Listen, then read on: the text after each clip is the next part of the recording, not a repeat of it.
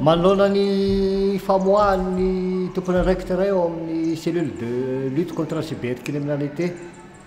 ao anivon'ny ministère serasera sy ny kolotsaina izay nilaza fa tsy mpanao gazety ara-dalàna ny namanay Raël Soarfine dia mitondra izao fanamarihana izao ny ho lavitry ny mpanao gazety eto Madagasikara miaraka amin'ireo mpanao gazety maro ny fampidinika androany. Ny voalohany mahakasika ny ho lavitry ny mpanao gazety tsy lazaina fa lany daty dia tianay manamarika fa ny lalàna 2024 tsipika 2020 dia manambara fa mitohy manao ny asany araka ny andraikitra sy ny heraka nataony ny ho lavitry ny mpanao gazety eto Madagasikara mandra-pisiny ny fifidianana barao vaovao ny lavitry ny mpanao gazety eto Madagasikara. Faharoa ny mahakasika ny Raël Soarfine izay lazain'io tompony andraikitra ao amin'ny ministère serasera sy ny fitondram-panjakana sy ny kolotsaina io sy ireo mpanao compte fako miaraka aminy milaza fa tsy mpanao gazety izy dia tianay ny manamarika fa tena mpanao gazety Raël Soarfine talehan'ny famoahana ny gazety ny Valosoa vaovao. Voapirofo ny mampanao gazety azy amin'ny fananana karatra mahatianana mampanao gazety amin'ny orinasa serasera fanaovana gazety io izay andreketany sy adidiny io, izany hoe le amin'ny teny frantsay hoe carte de presse avoakan'ny orinasa serasera. Manaraka izany ny anarany Raël Soarfine dia voarakitra ao amin'ny ORS na ao amin'ilay hoe tompony andraikitra mitantana ny famoahana ny gazety any amin'ilay gazety an-tsoratra. Diso araka izany ary finiavana anao varidaika raiky sy amitakolona ny filazan'io tompony andraikitry ny cellule contre la lutte sur la cybercriminalité ao amin'ny ministère ny serasera io fa tsy mpanao gazety izy. Izay no natonga ny lavitry ny mpanao gazety mijoro ny aro azy amin'ny mampanao gazety azy ary amafisina raha teo izany satria rehefa nantsoina hiatrika famitorana teny amin'ny anivon'ny polisy misarana ny cybercriminalité sy ny fampanaovana i ramatoa Arfine Raël Soa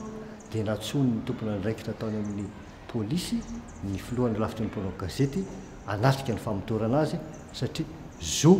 omeny lalàna azy zany. Fahatelo marihana koa fa fanohitoinana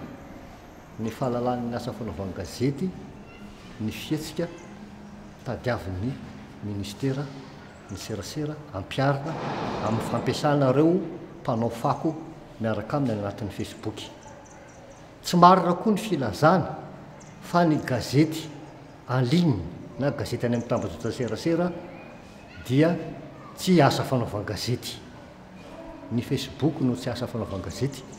fa ny gazety any amin'ny tambazotra serasera dia asa fanaovana gazety feno eken'ny lalàna. Anisan'izany ohatra raha tsy tanisa ny madagascartribune.com, ny Madagety, ny Orange, ny Move ireny dia eken'ny lalàna fa asa fanaovana gazety. Ny Midi Madagasikara, ny l'Express de Madagasikara izay mamoaka amin'ny endriny any amin'ny tambazotra serasera dia asa fanaovana gazety izany fa asa anaovana fitabitro sy fitahana ohatr'izany ny olona rehefa mitetika ny anao amoritra sy tsy hamela ny fahalalan'ny asa fanaovana gazety ny anareo ministera tompony andraikitra. Ny momba ny karatra mamatianana mpanao gazety. Ny karatra mamatianana mpanao gazety izay manan-kery amin'izao fotoana izao dia ilay navoaka tamin'ny taona 2024 ho fiatrehana ny fifidianana. Tsy nanaiky nanao izany ary tsy nangataka izany karatra izany ny mpitarika ny MLE anisan'izany ministry ny serasera ankehitriny izay nivondrana tamin'ilay hoe front de refus contre la délivrance des cartes professionnelles tamin'izany satria lazainy zareo fa tsy manara-dalàna ary anisan'ny olona tafiditra tao anatin'ny olona tsy nakataka karatra maty an'io tamin'izany ramatoa